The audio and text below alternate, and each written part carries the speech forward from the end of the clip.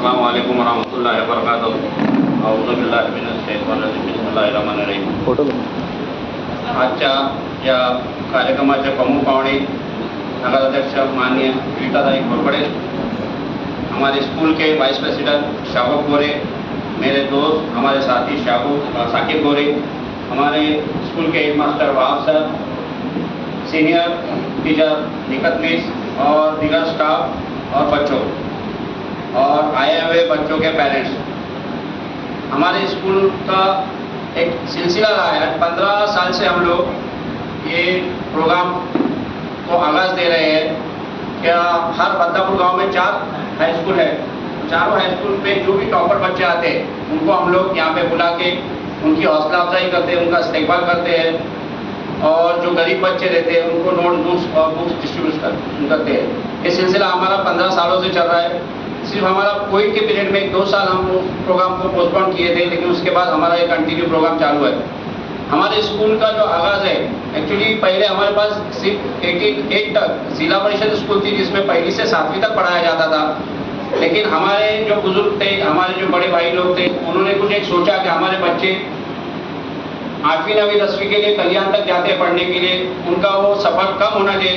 इसके लिए उन्होंने एक मीटिंग ली और उसमें ये तय किया कि हमारे गांव में भी एक उर्दू स्कूल होना चाहिए और उसको मद्देनजर रखते हुए अल्लाह ने उन्हें कामयाबी दी और 89 में हमने 8वीं 9वीं 10वीं यहाँ पे शुरू की। उसके बाद 2003 में हमने जिला परिषद से 5वीं 6वीं 7वीं को भी यहाँ पे ला के 5वीं 6वीं के भी क्लास शुरू किए। हमारे को 8वीं 9वीं 10वीं को पूरा ग्रैंड है 100% और 5वीं 6वीं 7वीं के लिए 40% हमारा गवर्नमेंट से आ रहा है और 60% के लिए इस साल हमारा इंशाल्लाह कोशिश होगी। उसके बाद दूसरी बात मैं ये कहना चाहूँगा कि हमारे स्कूल का जो है, हमारे को जो गवर्नमेंट से ग्रांट आता है, सिर्फ टीचरों का पगार आता है और कुछ अरसे में थोड़े से पैसे में जो लाइट बिल और थोड़ा सा स्टेशनरी का, लेकिन वो भी 1 साल हुआ गवर्नमेंट से नहीं आ रहा है, कलेक्टर ऑफिस से नहीं आ रहा है। मैं माननीय विकासदाई घोरपड़े से रिक्वेस्ट करूँगा कि इस बात को आगे बढ़ाए। क्या मेरे ने हर स्कूल को जो ये ग्रांट है, जैसा लाइट बिल है या स्टेशनरी है, इसका ये पास नहीं हो रहा है, बिल पास नहीं हो रहा है, तो उस मामले में वो कलेक्टर से बात करें और हर स्कूल के लिए वो ज़रूरी है। और अगर वो कलेक्टर साहब से बात करते हैं तो मैं उम्मीद करता हूँ कि जल्द से जल्द वो जो पैसे हैं, रुके हुए पैसे 1 साल के, वो भी मिलेंगे और आगे भी कंटिन्यू मिलते रहेंगे। दूसरी बात ऐसी है कि हमारे स्कूल में जब हमने शुरू किया तो आहिस्ता आहिस्ता एक छोटा सा रूम थे, उसको क्लास के रूम में किया। उसके बाद जब 8 से 10 साल हुए, मैं साकिब भाई शाहबूब भाई ने जब ये स्कूल का चार्ज लिया, उसके बाद हमने सबसे पहले हमारे को कमी जो महसूस हुई हो लेबोरेटरी की और कंप्यूटर रूम की।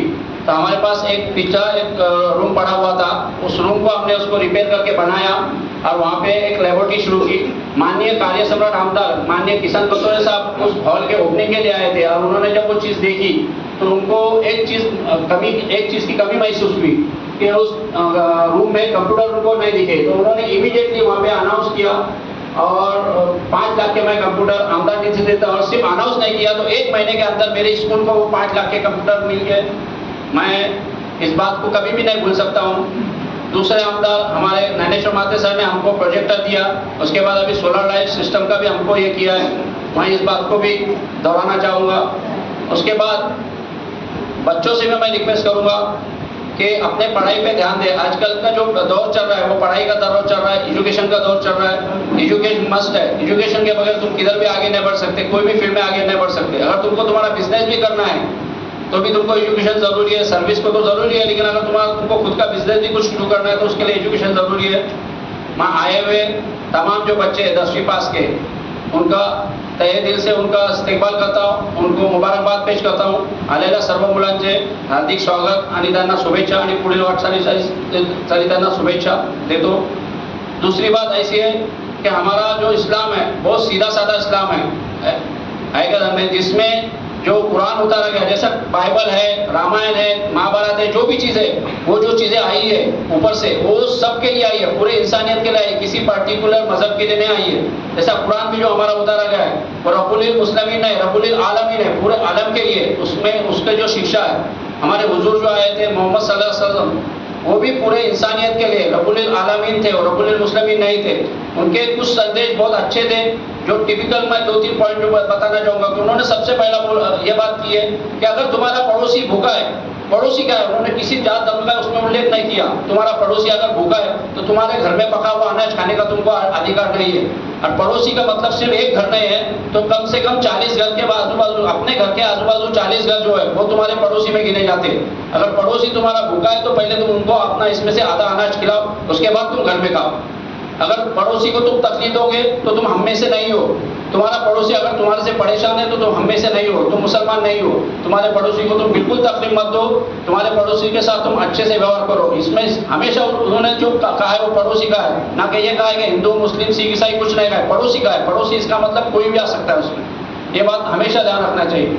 दूसरी बात ऐसी है कि कुछ चीज़ें में थोड़ी सी गलतफहमियां होती है कि जहाद का मतलब है किसी को भी मारना नहीं होता है। जहाद का मतलब होता है कि अपने अंदर की जो बुराई है वो चीज़ को ख़त्म करना है, उसको जहाद बोला जाता है। अपने अंदर जो भी गलतफहमियां है, जो अपने अंदर खराबियां है, उस चीज़ को हम ख़त्म करें, उसको जहाद बोला जाता है। हम सुबह फजर की अजान होती है 4:30 बजे, हम अपनी नींद तोड़ के उठ के और नमाज को जाते हैं, वो एक जहाद है कि हम हमारी नींद तोड़ते हैं। इसी तरह से दूसरों के लिए मदद करना ये बहुत ज़्यादा ज़रूरी है।